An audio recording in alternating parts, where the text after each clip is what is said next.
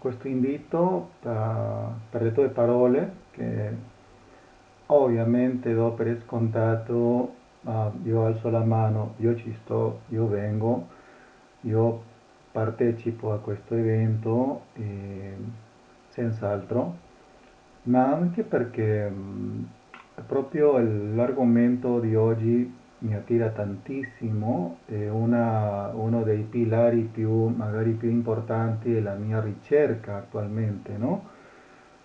E per tanti altri motivi, come per esempio che sto scrivendo un libro riguardo a queste tradizioni, sì, possiamo già nominare tradizioni antiche, come già hai riferito, che magari viaggiano, no, con noi e che ogni tanto bisogna dare ascolto, ogni tanto bisogna aprire uno scenario per capire quanta saggezza eh, si trasmette, quanta saggezza va magari presa in considerazione che viene dalle culture antiche, no? In questo caso in modo molto particolare della conoscenza tradizionale andina a cui farò riferimento. Grazie Jesus per questo spazio, per questo tuo benvenuto e sono con te. Ecco, sì, magari prima inizio da lì proprio, no? Dalle sette curanderas, perché è stata una iniziativa proprio personale, un'iniziativa mia, nel senso di nominarli in questo caso così, sette curanderas. Prima la tradizione però si tiene in considerazione che viene chiamata tradizionalmente la tradizione della Gnusta Karpai. Gnusta ovviamente dovrò spiegare con la traduzione in italiano direttamente, no? Gnusta non è una parola italiana, Carpai non è neanche una parola italiana, curanderas o nominare curanderos non è una parola italiana, però nella tendenza della comunicazione attuale va rispettata queste certe parole oltrepassano una lingua, per esempio in inglese si rispetta una parola e si passa all'italiano, così come in questo caso in italiano arrivano queste parole di una lingua quechua, perché la lingua andina è quechua, arriva e si rispetta così senza cercare di tradurla, no? Cioè si rispetta così come sono parole nuove, in qualche modo americanismi si può dire, o parole andine che si traducono e si passano in questo modo. E invece la parola curandera è una parola proprio di origine spagnola che è ben conosciuta nella lingua spagnola, che è il ruolo che rappresentano i guaritori, le guaritrici, eppure anche lo sciamano o la sciamana. E quindi nel caso quando uno nomina sette curanderas, cioè la mente ci riporta magari a parlare di un insieme di guaritrici, di un insieme di sciamani, o in questo caso donne, no? Donne sciamane. Però sette curanderas sicuramente significa più che altro sette antichi archetipi, no? Sette antiche idee, si può dire, sette antiche modi di esprimere diverse capacità, sette qualità. E quindi io avevo iniziato a dire che magari è una iniziativa di Arnaldo perché ho in qualche modo chiesto ai miei maestri il permesso di poter nominarle sette curanderas, perché inizialmente doveva chiamarsi Gnusta Karpai e viene chiamato anche Gnusta Karpai, però perché la mia motivazione è ciò che dobbiamo rispondere. Gnusta Karpai di base è una antica tradizione, non è una tradizione nuova o creata da recente, no? È una tradizione che magari si tramanda a secoli fa, a millenni fa, perché bisogna ricordare che nel mondo, anche per ubicazione, nel mondo ci sono diversi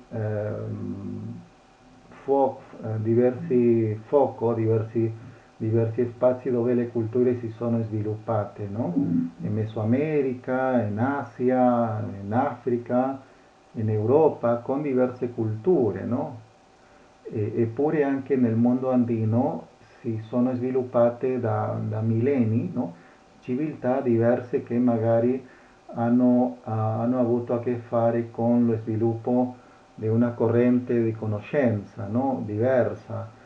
America non è stata mai esclusa, anche se è stata poi una riscoperta ispana, però America si è sviluppata sia che con la conoscenza sociale, comunitaria, economica e su diversi fronti, anche la parte importantissima è la parte spirituale, che non è mai stata abbandonata e sicuramente con l'arrivo della conoscenza occidentale in America, queste conoscenze, anziché sparire una, si sono arricchite entrambe, si sono come se si trattasse di qualcosa che va oltre una simbiosi, si sono messi in uno scenario in cui entrambi hanno condiviso ma senza mescolarsi così di tanto. La conoscenza tradizionale americana, sia amazzonica, sia andina, sia mesoamericana o degli indiani americani, ancora esistono, ancora ci sono manifestazioni, ancora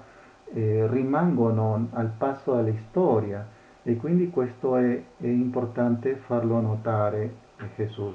Poi sicuramente la tradizione a cui faremo riferimento, chiamata Gnusta Karpai, appartiene, fa parte di una enorme tradizione chiamata la tradizione spirituale andina, cioè sciamanesimo e misticismo andino. Quindi è esistita, come ripeto, da millenni, da tanti anni, no? Da secoli in questo caso, ma sopravvissuta nel contesto attuale. Cioè ci sono scuole riaperte, ci sono praticanti, ci sono maestri. Questa tradizione non è stata mai interrotta, però a cosa serve, di cosa parla, cosa ci può insegnare, cosa ci può trasmettere? Ovviamente tenendo conto di tutta la sofisticazione attuale, la conoscenza attuale, delle proposte sia che professionali sia che olistiche nel mondo riferite alla salute, al benessere, noi dobbiamo trascurare anche la conoscenza antica.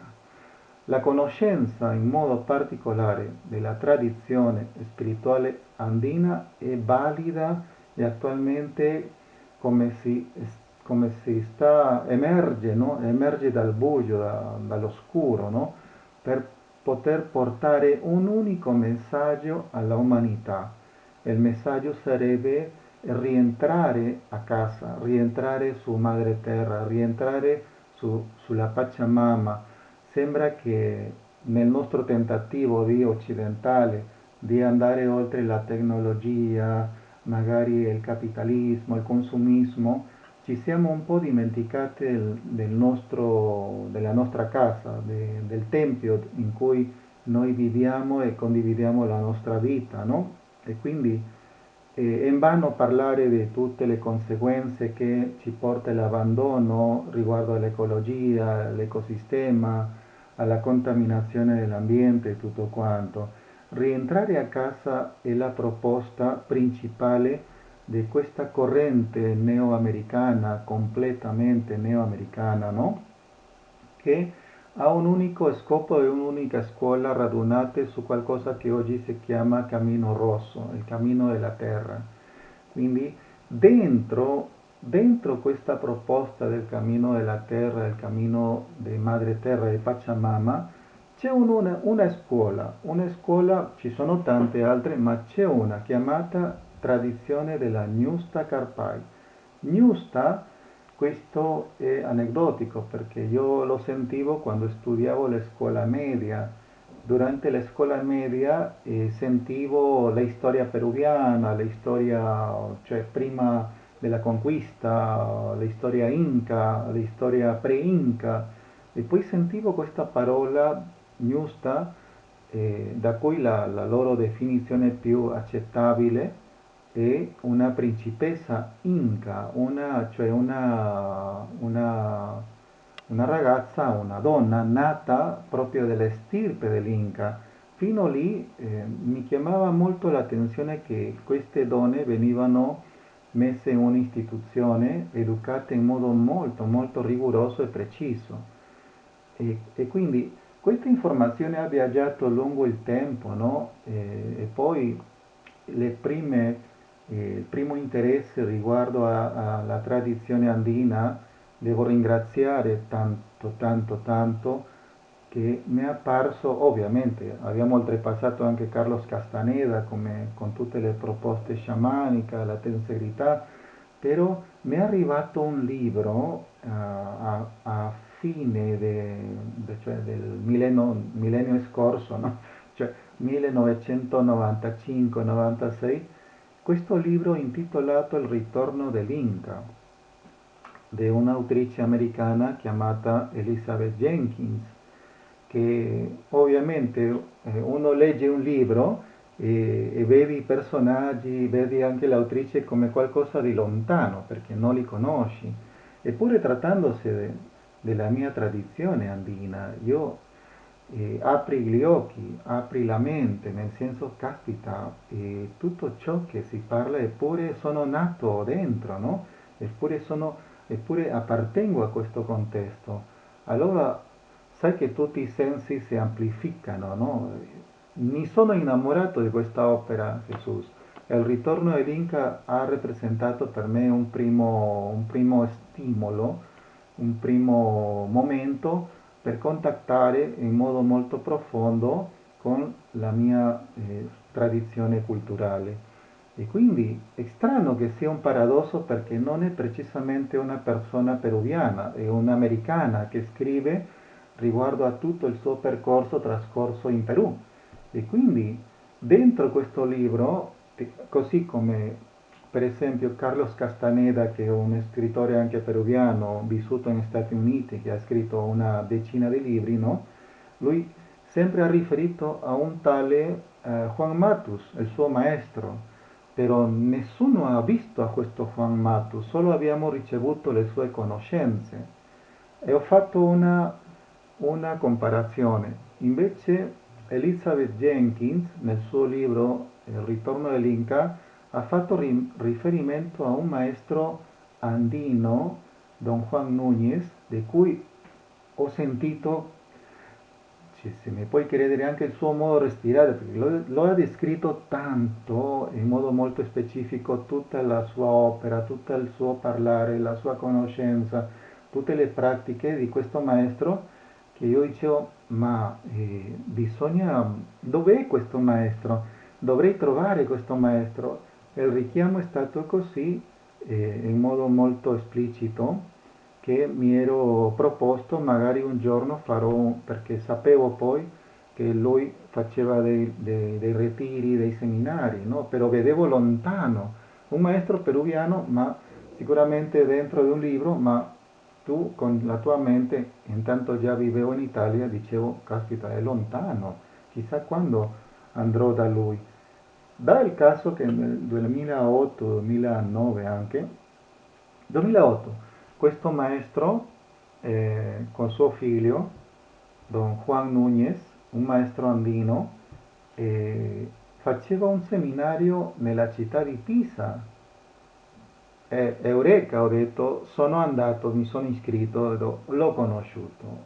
Finalmente ho trovato un grande maestro, viene chiamato un chakaruna, vuol dire un uomo ponte della conoscenza, cioè è antropologo di professione, però è tale un personaggio che dopo una ricerca accurata di 30 anni insegna, trasmette ciò che ha scoperto, ciò che ha trovato, ciò che ha vissuto con le popolazioni indigene.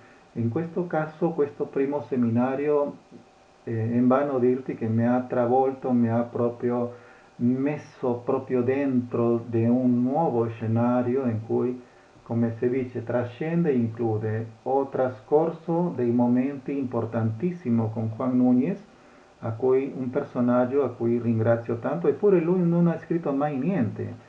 E se ci sono evidenze del suo lavoro grazie ai suoi allievi come Elizabeth Jenkins o altre, no?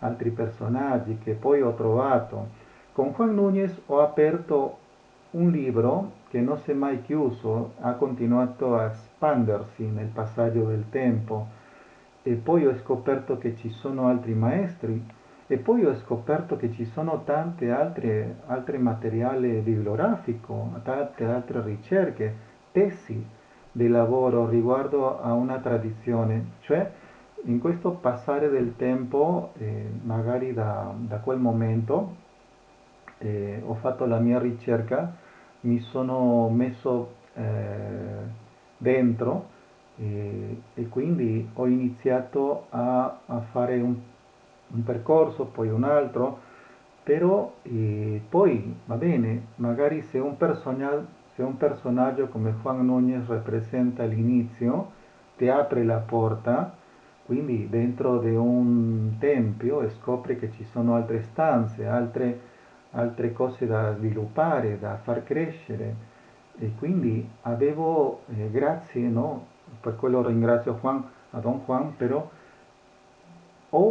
mi è tornato questa parola, perché l'ho visto nel libro della Jenkins, della Newstas, come un percorso spirituale a parte da sviluppare. E quindi mi è entrato in modo così interessante, mi è entrato per poter magari fare qualcos'altro. Io credo che Don Juan ci ha aperto la porta, ma i suoi allievi con tutte le altre cose ti consentono di sviluppare anche altre piccole tradizioni, anche altre qualità. La Gnusta Carpai era un capitolo che magari ti arriva fortissimo perché va riferito al femminile sacro, al sacro femminile. E quindi la prima domanda che magari uno si può proporre, ma che cavolo fa un uomo con una tradizione femminile, no? Io anche ho una risposta al riguardo, perché l'ho chiesto anche poi al successivo maestro che ho trovato, proprio un maestro indigeno, che ho avuto la fortuna di trovare, che insegna questa tradizione, eppure è un uomo. E quindi questo personaggio nuovo l'ho ricercato anni, è un personaggio, uno sciamano, è un curandero, Don Mariano Quispe, che ha la fortuna che ha il mio stesso cognome, quindi una volta che l'ho trovato con più di 80 anni, poi adesso ha 90, e quindi non è stato facile, ma la prima cosa che ci ha proposto, senza che io lo conosca, nel momento stesso in che viaggiavo in Perù, a Cusco, mi ha detto noi dobbiamo andare o salire, vuol dire a una montagna. Ma sì, io volevo parlare, però lui mi propone di salire su una montagna. Ok, ce la facciamo, andiamo sulla montagna. E lui doveva fare un lavoro specifico in una montagna, è uno sciamano che comunica con le montagne, che va oltre i sensi, che magari ha sviluppato queste competenze, queste qualità che magari gli consentono di spostarsi, di fare dei lavori. Quindi io dicevo magari sì, vabbè, oggi sarò un osservatore, osservo il lavoro, mi tengo da parte perché è il primo giorno che appena lo conosco. Ma subito, conoscendo che io avevo una messa, no, con le mie pietre, poi magari spiego un po', dobbiamo benedire le tue pietre, ma senti un coinvolgimento totale, senza intermediario. Beh, da lì ho capito, ci sono altre esperienze, però ho capito che lui era la persona che stavo cercando e che davanti a quel momento, magari anni per anni, dovevo imparare qualcosa, un messaggio, una tradizione. Magari questa conoscenza non si impara del giorno alla notte, non si impara in un weekend, non si impara in un corso, non si impara nemmeno in un programma o un percorso, devi trascorrere anni da lavorare con un maestro, con un singolo maestro per capire il suo modo di pensare, per capire magari le sue pratiche, per magari essere talmente competente che lui ti dia la benedizione, ma sei pronto. Questo momento felicemente è arrivato, devo dire, e questa conoscenza e questa esperienza in modo particolare, sia che con Don Mariano che con altri maestri, lo sto scrivendo, sarà in bianco e nero nel mio libro, chiamato precisamente Sette Curanderas.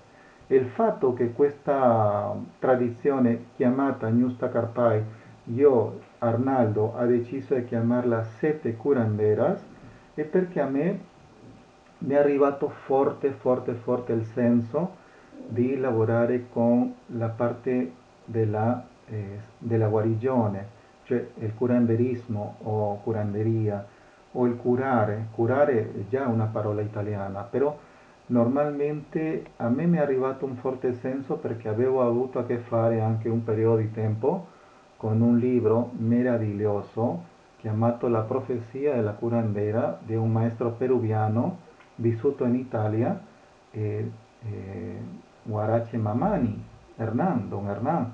E quindi con questo libro che ha colpito a tante persone, pure Arnaldo, dicevo, caspita, había dato questa parola de curanderas che la sento proprio in Italia e è un momento molto importante, molto interessante per tante persone. Non è un problema parlare di curandera o curandero perché ne sanno già, perché hanno visto, hanno letto anche questo libro. No, già avevamo già questo autore peruviano che viveva, no? E che tenevo in considerazione. Avevo visto solo il libro, no? Che aveva colpito a tante, perché è diventato un bestseller e ha colpito tantissimo questo libro, no? Della profezia della curandera. Magari quando ti arriva una cosa, io sempre dico ti arriva tutto. E quando ti arriva una porta si apre, apri gli occhi, apri i sensi e sono tante altre cose che ti arrivano e devi proprio metabolizzare, devi sistemare la conoscenza. Magari per me piuttosto riconosco a Don Hernán Guarache Mamani le chiamano così perché lui è già in transizione, non c'è più, e la sua partecipazione, la sua motivazione, è stato come un mentore, però come maestro di più ne ho avuto a Don Juan e Don Mariano in Perù, no? E quindi Don Mariano mi ha insegnato questa tradizione, le ho chiesto il permesso, cosa che lui non ha accettato in un primo momento, se potevo mai io fare anche, condividere, cioè questa conoscenza, questa pratica tradizionale con le persone con cui lavoro, perché vedevo un'efficacia enorme con un nome diverso chiamato Sette Curanderas. Mi ha messo alla prova, questo permesso ci ha durato 2 anni perché lui, Arnello, fai quello che vuoi, fai tu, io mi fido e quindi tieni conto che si tratta sempre della Gnusta Carpai a cui tu stai nominando Sette Curanderas, perché infine sono sette sacerdotesse, sette donne che nel passato sono state magari hanno avuto una stirpe, hanno avuto una tradizione, ognuna è specializzata su un punto diverso e poi eppure si sono radunate, no? Con il passare del tempo, con una tradizione, sono diventate vecchie sacerdotesse, vecchie curanderas, tutte, sono sette, no? Sette, e quindi una principale, una madre, una figlia, una nonna, una maestra del cuore, una maestra della mente, una maestra del mondo superiore, cioè ogni curandera è specificata, ben specificata per un tema diverso, per uno scopo diverso, eppure una sequenza che magari inizia dalla parte più terra, dalla parte più materica e poi si emerge sulla parte più spirituale, la parte più alta. Un po' ho trovato anche una risonanza con la tradizione asiatica, con i chakras, la conoscenza anche della Kundalini, però in questo caso stiamo a parlare di una conoscenza americana, andina, che bisogna ascoltare, ho detto, e ho trovato tante cose, Gesù. È vano dirti che ho trovato un sistema energetico che si tramanda, che si parla dentro della conoscenza andina. Ho trovato una tradizione che consente lo sviluppo della mente, della meditazione. Ho trovato una conoscenza specifica per il massaggio proprio integro, integrale vuol dire.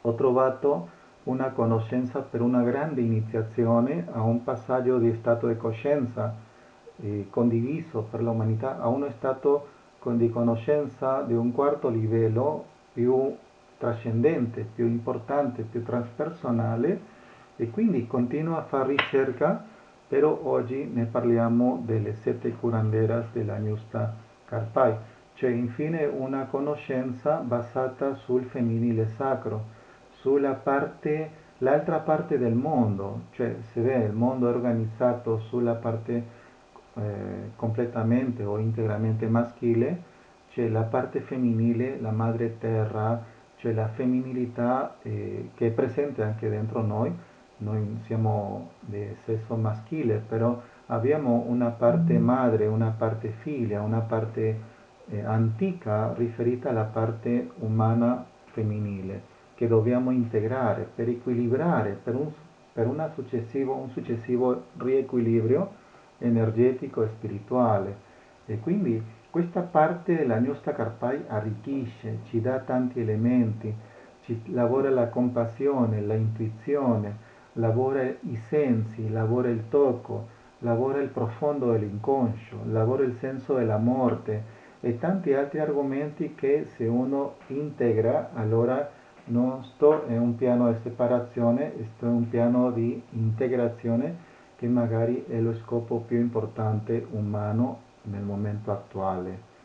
Ok, Jesus, un po' come definizione, come tradizione, Gnusta Karpai, Arnaldo le ha nominato sette curanderas perché sono sette archetipi.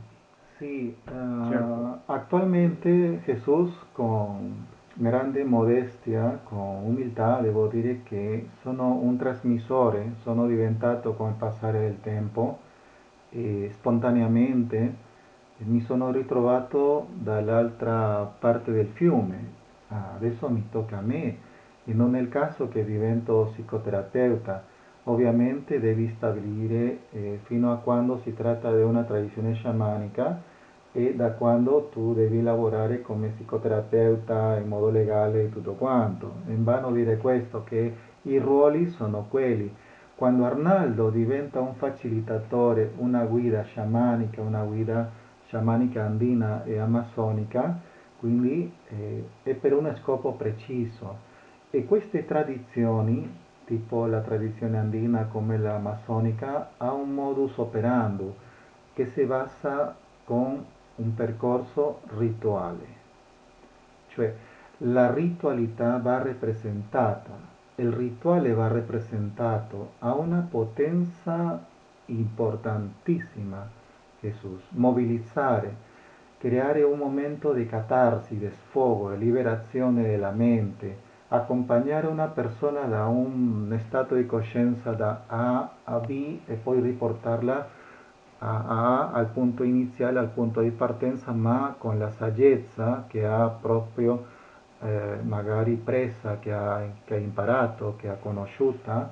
Quindi io credo che ha una sua efficacia persino terapeutica che ancora si deve dimostrare a livello scientifico sicuramente, però è notabile il progresso, lo sviluppo, cioè quando si propongono seminari, corsi, no? Magari nel weekend e le persone fanno un percorso e poi si vede lo sviluppo, il cambiamento, cioè l'impatto emotivo, il rilascio che a volte viene fuori, che però gestito da un punto di vista psicoterapeutico, nel mio caso, accompagnate con un supporto, con un sostegno, le persone poi entrano velocizzano, magari la tempistica è veloce, nel senso che capiscono tanto ma devono processare, devono metabolizzare la conoscenza acquisita e quindi per questo la compagnia terapeutica, ma anche oltre la compagnia del curandero, in questo caso D'Arnaldo, no? È fondamentale. E quindi la risposta a questa domanda sono dei rituali specifici, 7 curanderas, 7 rituali diversi che si organizzano in momenti diversi. Un rito, per esempio il rito di Mamma Occhio Gnusta, che solo nominare ti porta già a una situazione sacra con un rapporto diretto con la tua terra, con Madre Terra, cioè Mamma Occhio Gnusta verrà lavorata con la costruzione di un lavoro, di un rito nel momento stesso condiviso, magari con un rituale di offerta, di despacho si chiama così, offerta Madre Terra, magari con un rituale della costruzione con la nostra miscia. Ciò che dentro sono delle pietre, no? Per poter magari collegare ogni pietra nella sua corrispondente figlia. Cioè, Mamma Ovvio che la prima gnusta rappresenta la madre di tutte le gnuste e il lavoro più importante si concentra sulla madre, sull'origine, sulla radice, vuol dire, no? E quindi si lavora tantissimo e uno deve fermarsi tantissimo su questo rito di Mamma Ovvio. Ti posso nominare per esempio, come esempio, solo un secondo rito, che è il rito del passaggio della seconda gnusta chiamata Dogna Mujia Gnusta. Dogna Mujia Gnusta ti porta all'archetipo della sessualità, l'archetipo della unione, l'archetipo dello sviluppo, della crescita di ciò che tu ritieni più basico, cioè tu devi poi collegare la tua sessualità, il tuo essere sessuale a diversi livelli di conoscenza per poter gestire meglio non solo la sessualità, anche l'amore, anche la unione, anche il rapporto con un partner, anche il rapporto di come tu la tua immagine quando cresci, sei una bambina e poi cresci e sei un adolescente, cresci e la tua autostima si trasforma in una persona giovane e poi adulta. Quindi sono risorse terapeutiche che vai proprio inserendo, che vai impostando, che vai attivando, stimolando su diversi momenti e poi il terzo rito e poi il quarto più elevato con il cuore e poi il quinto con la comunicazione e poi il sesto con lo stato di coscienza e poi il settimo che unifica tutto come se si trattasse di un puer, un senex, va, scende, sale, eppure nell'equilibrio c'è il cuore, il portatore dell'equilibrio e l'armonia personale. Quindi sono riti che si portano attraverso seminari che si organizzano oggettivamente perché ci vuole un'organizzazione e devo dire che partecipano quasi nella sua totalità donne, ma ogni evento non è esclusivo solo per le donne. Le donne scelgono di partecipare, però l'evento è aperto ai uomini. Gli uomini che partecipano si arricchiscono tantissimo con questa conoscenza. A volte capita che viene uno o due, però di solito donne principalmente, no? Perché se uno dà uno sguardo ulteriore, vedi che in parte questo sviluppo, questa apertura della conoscenza e la coscienza umana, in parte ha una tendenza più di donne una partecipazione di più donne che uomini, cioè un 70% più donne, un 30% più uomini. E quindi non è escluso per le donne, però partecipano, sì. Adesso ne ho un evento a Mantova a dicembre e uno poi a Brescia a febbraio, no? E quindi eh, collaboro e viene chiesto questo seminario che è un primo punto per un successivo ritiro in Perù con le 7 curanderas, per vivere in diretta, no? Nel campo stesso, nel tempio di ogni curanderas, questo massimizzare di ogni archetipo, no? Sia che il primo, il secondo, fino al settimo, ogni rito è una sequenza magica che va incorporata, che va stimolata, che va attivata in ogni persona. È una buona pregunta. Normalmente la scuola, perché è diventata una scuola orale, devo dire per cominciare questa cosa, che la sacralità nel mondo andino non appartiene a un posto in esclusiva, no? Un posto chiuso, come una religione. La religione ha una parola etimologica che dice devo creare un recinto, no? Un spazio sacro, tutto ciò che è dentro è sacro, tutto ciò che è fuori non lo è. Nella conoscenza andina tutto è sacro, ciò che è dentro, ciò che è fuori. Spiritualità è più importante, più diversa, più grande che una religione, ok? Per cominciare. Allora, normalmente nel momento attuale ci siamo messi d'accordo perché sono poi diventato una figura importante per questa scuola, spontaneamente lo sono, mi sono aperto il cammino, quindi con diversi maestri peruviani e poi con Don Mariano, che spero che ancora lui rimanga, normalmente abbiamo proposto la scuola su diversi approcci. Un primo momento di un seminario di 3 giorni è fondamentale, è un primo momento per assaporare, un primo momento per conoscere di cosa si tratta, per capire dove uno sta andando. Un primo seminario di 3 giorni viene proposto in tutto il mondo, ci sono seminari che seguo nel Messico, negli Stati Uniti, in Argentina, in Spagna e soprattutto qua in Italia dove vivo, no? E quindi un primo seminario è un primo approccio. Poi arriva l'evento madre, l'evento centrale che è un ritiro organizzato su 11 giorni in Bolivia e Perù, dove si localizza, un paradosso, no? Dove si localizza il tempio, il punto esatto dove ogni curandera è nata e ha fatto la sua opera. Per dire, per esempio, Mama Oglio Gnusta, che è la prima Gnusta, la madre, si lavora nella Isola del Sole in Bolivia, perché è apparsa lì, ha iniziato tutto il suo percorso lì, è cresciuta lì e poi ha fondato con Manco Cápac l'impero Inca. Però da lì si parte e poi un tempio non necessariamente uno deve immaginarsi che si tratta di una costruzione chissà come un tempio cattolico, no, un tempio può essere un posto sacro, un posto tellurico, una montagna, un posto dove magari telluricamente c'è la memoria del lavoro antico, del lavoro della saggezza dei sciamani che ci precedono e quindi per esempio, per nominare solo il rito di Dona Mujia Gnusta, la seconda, la figlia, la fanciulla, si può dire così, si localizza nella Isola della Luna in Bolivia. E quindi dopo che uno percorre la Isola del Sole ci spostiamo sulla Isola della Luna. Nella Isola della Luna succedono delle cose spettacolari.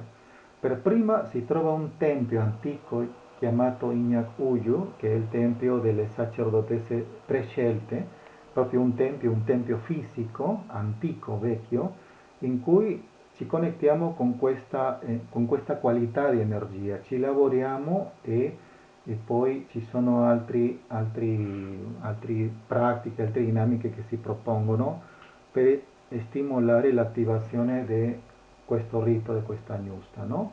E così via. 3 giorni per un seminario, 11 giorni per un ritiro madre e poi la scuola di partecipazione, POS, cioè visto che tu hai già ricevuto l'iniziazione, cioè il Karpai vuol dire iniziazione in lingua quechua, quindi tu decidi di continuare con la scuola, di promuovere, di far parte, di insegnare, di portare avanti questa tradizione, la incorpori, la puoi integrare o semplicemente serve per il tuo lavoro personale, per la tua guarigione, è tutto lì.